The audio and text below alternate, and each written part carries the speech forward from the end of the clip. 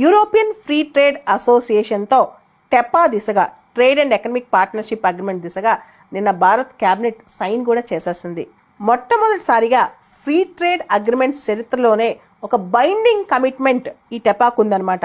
భారత్కి ఈఎఫ్టీఏకి మధ్యన trade and economic partnership అగ్రిమెంట్కి ఒక బైండింగ్ కమిట్మెంట్ ఉంది.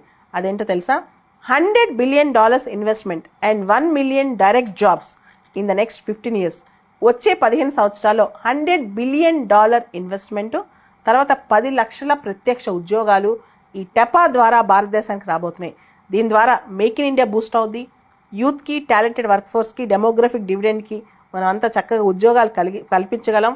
దాంతోపాటు యూరోప్లో ఇతర దేశాలతో కూడా మనం ఇలాంటి అగ్రిమెంట్స్ భవిష్యత్తులో చేసుకోగలం.